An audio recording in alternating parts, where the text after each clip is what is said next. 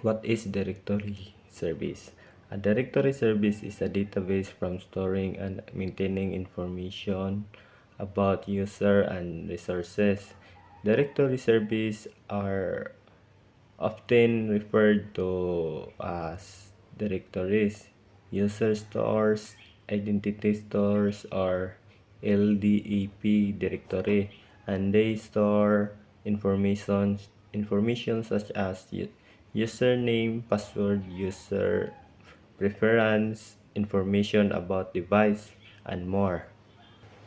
So, directory service are database that store and maintaining user and resources information including username, passwords, preference, and device information, also known as directory or LDAP directory. For example, when a user accesses an application, that application will refers the directory service to ensure the user is legitimate and has the proper privilege to access and use that application. Directory service are fundamental elements of an identity security strategy. Many identity and access management IEM solutions use directory service in conjunction with single sign-on SSO, multi-factor authentication MFA, or identity lifecycle management functionality. Directory service elements. A directory service is a usual implemented in software distributed across multiple services for scalability, performance, and resiliency. Enterprise directory service like Monoscript Active Directory provide a schema that describes the various directory object, e.g. user server, printer, and their attributes, e.g. name, address, telephone number, universal database or catalog containing detailed information about every object in the directory, an index and query methodology for user administrators and application to retrieve information from the directory, replication functionality for disseminating directory information across distributed server,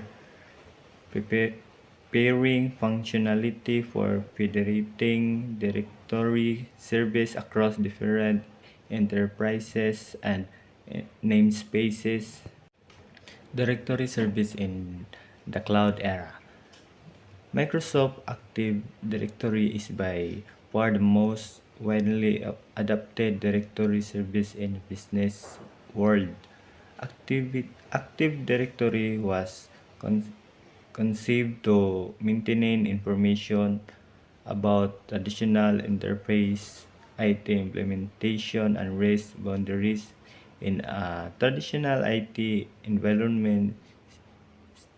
Stationary office worker use company-owned device to access resources and application hosted in on-premises data centers. Microsoft Active Directory is the most widely used directory service in the business world, designed to manage information about traditional enterprise IT implementation and race boundaries. Active Directory is not easily extended to the cloud-first, mobile-first era of IT where application and users access various SaaS solution, LEES workloads, and on-premises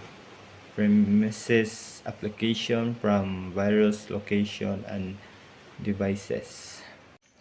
Businesses are utilizing virtual directories to support hybrid IT environment and cloud-centric user.